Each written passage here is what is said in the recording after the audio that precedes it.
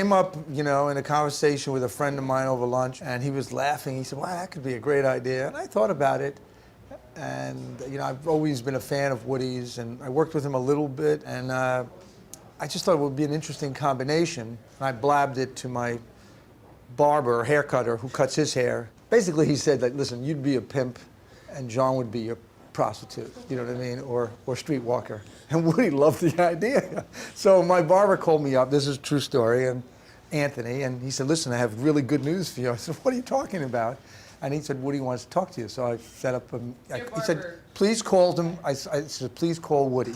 And I told him, and he said, that's really funny. He said, you know, and a couple of things he said, well, that's not funny. You know, that could be funny. And so we talked about it, and he said, okay, listen, you work on it, you write it, and I'll edit it. And we'll go back and forth that way. He said, but you basically be the writer, and I'll be the editor. And I just thought it would be a really interesting combination, him and I together. So not that it would be like Of Mice and Men, but, you know, sort of like Midnight Cowboy meets Broadway Danny Rose, you know what I mean? So it's this, you know, journey that these two guys get involved with, and all the ramifications and trouble that they get into. And Sharon Stone plays Woody's dermatologist, who's quite wealthy, and Sofia Vergara plays her good friend, who's like a glasses designer, and Vanessa Paradis plays a woman who's an Orthodox widow. Have you done any particular research on the Gigolo lifestyle? Yeah, I've done plenty of it. I can't really speak publicly about that. No, I've always been interested in the genre.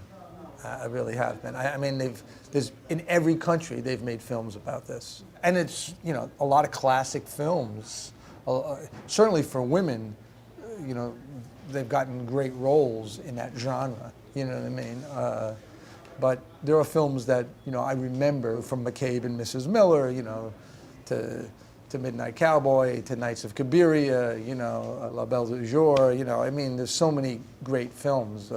Never on Sunday, it goes on and on and on. So. So you'll be ready for the Cannes Film Festival? I don't think we'll be ready for Cannes. I mean, unless, you know, Woody comes in the editing room with us and, you know, and says, let's do it really. I think we'll probably be more ready for Venice, Toronto. Great. Well, thank you so much. Thank you. It was excellent. Okay. I'm really excited to see the movie. Okay, thank you.